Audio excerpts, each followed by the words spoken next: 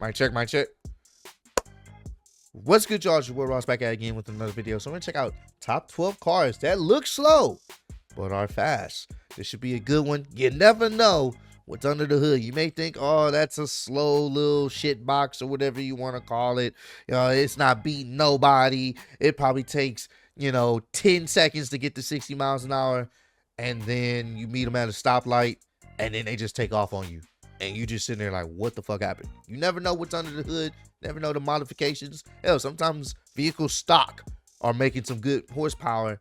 Just depends on the weight ratio, and everything else involved. So you never really know. But should be a good one. Appreciate all love and support. Let's get right into this one, man. Top 12 cars that look slow but are really fast. You'll pull up to these at the light thinking you're about to give the gap, but then get gapped. Then you'll be driving the rest of the way home as you look to sell your car on the marketplace. Be sure to stick to the end because the last one you probably never knew would be on this list. Coming at number 1, we have the Chevy SS. This car came out in 2014, and Chevy did an absolutely terrible job at marketing it. Imagine a Chevy Malibu, but with an LS motor and 415 horsepower. Yeah, it's in it fast, from the factory. bro. Whoever was in charge of this project should get a raise, because this is one crazy sleeper. It's a sedan that you can take the kids to school with, and within the same trip beat Camaros and Corvettes in a race. Now, because these cars weren't really mass-produced, about 12,000 made, they go for around 30 to 40K, and even 50K for ones with low mileage. Some even came with a 6-speed manual. This car will probably be the closest Chevy ever gets to making a 4-door Corvette. So keep an eye out for this car. I can guarantee you have mistaken them on the road for some casual family car. Next at number 2, the Lexus ISF. This is the fanciest and fastest Camry to ever have existed. These were produced from 2008 to 2014 and give C7 Corvettes a run for their money and can beat Scat Packs with ease. From the factory, they came with 417 horsepower, 8 gears, and had the fastest shifting transmission in the world at the time. So if the wife is telling you to find a reliable family car, pick one of these up and she won't notice. All Lexuses are made by Toyota, so they can have high mileage and still be a great option. You can find these cars for 25K to 30K, and on the weekends you can take it to the track. Their motors were also built in collaboration with Yamaha. At number 3, we got the 2014 Infiniti Q70. These cars literally look like Nissan Maximas, but some models had a 5.6-liter V8 and 416 horsepower. Not bad. No one really knows much about these cars because they stopped producing them in 2019 due to low sales. They had really spacious interiors and looked like any other Infiniti on the road. Infinitis in general are slow, so no one would expect this to be able to beat some muscle cars on the road, all while being a grocery go-getter. They also have both rear-wheel drive and all-wheel drive options. So based off your needs, you could buy the rear-wheel drive if you want to do donuts, and all-wheel drive if you're trying to give the gap to anyone at the light.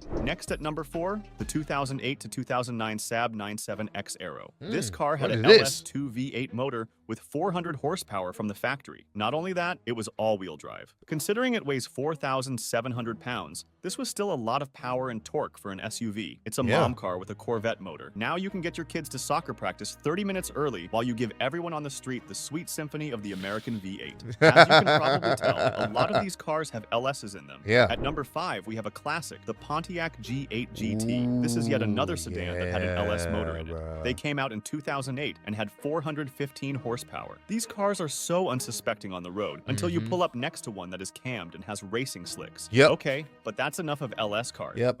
I've seen a few of these, bruh. I'll be like, yep, these motherfuckers can go. Next at number 6, we got the Ford Taurus SHO. If you're trying to run from a cop that's in one of these, just give up, bro. They came with 365 horsepower from the factory. Not and bad. Had a twin turbocharged V6 EcoBoost. Not the fastest sedan out there, but it's pretty looked over when it comes to power. At number 7, we got another Lexus. That's the 2008 Lexus 350. Now I actually owned one of these cars and was very surprised at how quick it was compared to other cars in its category with more power. It came with 306 horsepower and a 3.5-liter V6. Even though it's a recently divorced mom's car, it beats G37's coupes and 370Zs pretty easily for a sedan. What people didn't know about these cars is that they have very aggressive gearing, both off the line and went up to speed. So it may look like you're beating this car in a race, but it will just catch up around 50 miles per hour and reel you in. They can even beat some of the older Corvettes, which is just straight up disrespectful. Coming in at number 8, we got a Buick, but not just any Buick, the Grand National from 1982 to 1987. These cars didn't look all that fast. They came with 276 horsepower and had a 0 to 60 in 4.6 seconds, which is pretty phenomenal. Sadly, these cars are pretty rare, so they go for $40K if they're in good condition. But back when they were released, they were $15K. I'm actually quite surprised these things only weighed 3,300 pounds. Now at number 9, we got the BMW M5. This car is so unsuspecting, but it has a treat under the hood. A naturally aspirated V10 with 500 horsepower from the factory. What are we talking about, bro? It really just looks like any other old 5 Series BMW. The reliability ratings of this car are pretty... I don't even, bruh. Yeah. Anything M related, doesn't matter how old it is, I'm not about to sit up here and play. Like, I already know there's a good chance I get gapped. bad, so you can find them cheap, almost like a V12 with the right exhaust. So it can be the perfect family car. Well, not really, considering it gets 10 miles per gallon. It also came with a manual option for added fun. At number 10, we got the 2024 Volvo S60. What? These things have a 0 to 60 in 4.1 seconds. Not with bad. 455 horsepower. This is insane. What? Turbocharged 4-cylinder. I never would have expected a Volvo car to be quick. Usually when you see these cars, your 80-year-old neighbor is driving them. Could you imagine going to the track one day and seeing this car line up with you? I'd probably be quite scared, especially since it makes zero noise.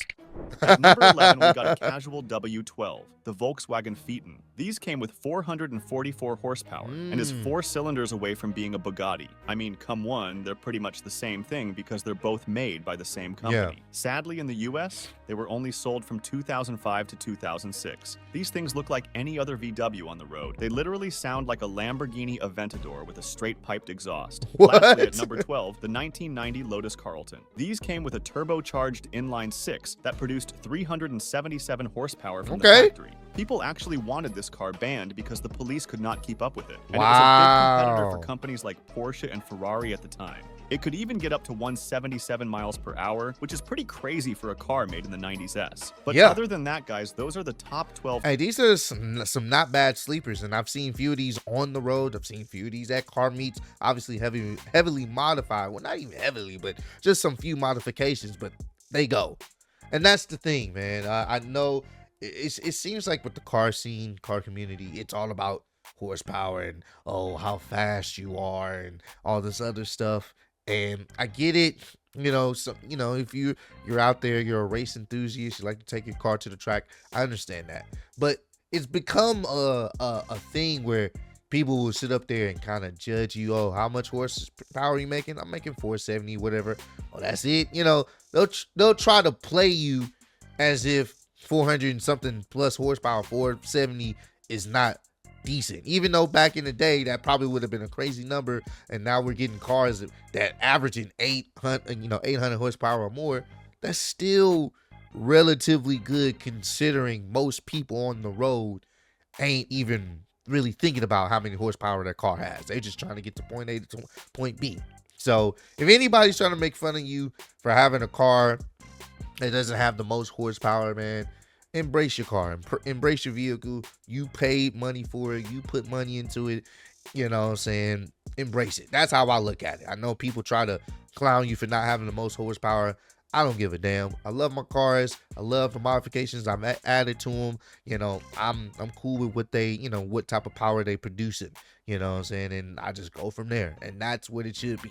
So these sleepers, a lot of times, people, if they don't realize it, people will be like, oh, this car is slow as hell. And then they get gapped. And then you're like, how? You never know. So comment down below. Let me know your favorite sleeper vehicle that you know is like, man, I ain't even tripping. It don't have to have that much horsepower. I would still buy this vehicle because I just love it. Let me know down below. But I appreciate all the love support y'all showing on the channel. Road to 10K. I'll see you on the next one. Peace.